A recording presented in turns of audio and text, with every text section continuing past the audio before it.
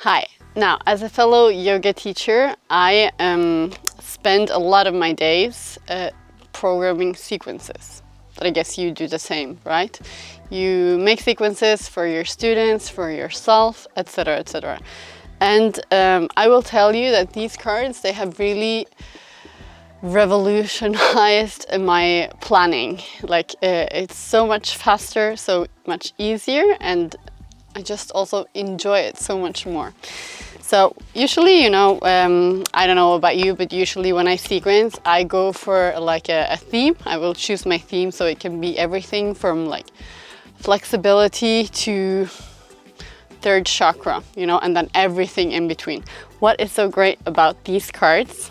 So here I have Hatha Vinyasa. This is the expansion for that one. I will tell you about that. And then this is the latest that we launched that has all new poses as well.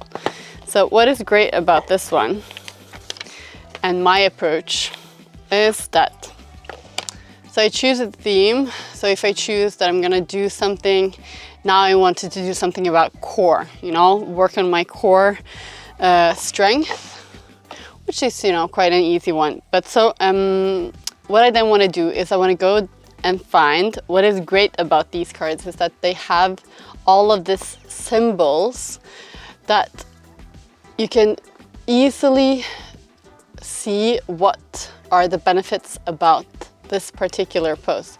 So you have chakra associations, you have intensity level. So if you want to do like a really intense sequence or like a slow sequence, you can look at these ones. And then we have all of these benefits on the back. So if I want to do something about my core, I want to work on my digestion, I'm going to look for the ones that have strength in them, and then I'm going to look for the ones that have digestion. And often what I do is that I actually just I flip the deck. I don't look at the illustration, I just look on the back, and then I just filter out all of those that have the benefits that I want on them. So I'm just gonna flip out some cards quickly. Okay, if I do a couple of these, not going to do too many so that I can show you what I'm doing. Okay, like this. And what is also great is that it's sorted into categories. So you can basically also, like, you already have a kind of structure to your sequence. So when I go and pull out cards now, I already pull out some that would go directly into warm-up. I pull out some that will go directly into my standing sequence, my arm balances, etc.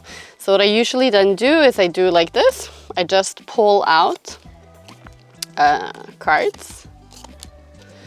You don't have to, I mean, obviously, this is a bit of a, you know, because sometimes you just need inspiration, you know, you don't know where to start and you're just like, it's Monday, I need somebody to help me do this. And so we do it like this. Okay, I'm gonna flip some cards and then we're gonna look at them. I'm gonna take some from the warm-up category as well, and some from the standing. And I just love this process of doing this because it's so mindful, you know, you have something in your hands, you're actually doing something. It gives another level of satisfaction than sitting on the computer, trying to research, not really having any visual aspects. Okay, and then what I do is I just, you know, flip them, and now comes the surprise, you know, what am I gonna use for this sequence, which I also really love. Okay, and then so when I've done that, I just do like this, usually. This is my personal, so you know, there are loads of ways that you can approach this. But what I really like to do it like this because I love like a visual, and then it also gives me inspiration to just look at the illustrations, you know. So do like this. Okay, so because I know my deck very well, I know that these are the warm-up categories. I'm probably gonna start with these just to start it out simple. So we're gonna have a little sun salutation over here. Then I have my core that I wanted to work on. I have the cat-cow that also works on digestion and core. I might do this one before. And then I start like this. I'm gonna do the core a little bit later in my sequence. I do like this, and then I see what speaks to me. Okay, so I already have a good base with my sun salutations.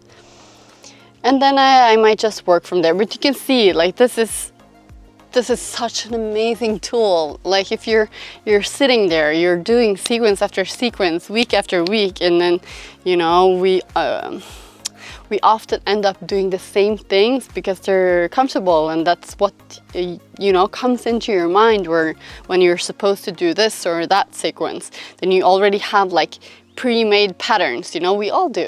That's how we work. But this really like shakes it up and like pulls you out of it, because you get to do stuff like this. You just pull them out, you lay them out, and then you work from there. And then you suddenly see, you know, this one, I haven't done this like for ages. Why haven't I, you know? And then maybe there are some that you even, you know, don't know. It happens. Yeah, so that was like the vinyasa and the hatha approach. And then we have a yin deck as well. And it has the same principles. The only thing that differs is that on the flip side, so the benefits for the hatha and vinyasa, on the flip side of the yin cards, you have the meridians. So, you know, there are 12 total meridians, and 2 for each element. So also, if you want to sequence according to an element, you can easily choose the meridians that are that goes with that element, that are highlighted. You can choose to focus on one specific meridian. And I'm sure even if you are a yin certified yoga teacher, it's really hard to remember all of the meridians and for the different asanas, etc. So it's really a great one for that.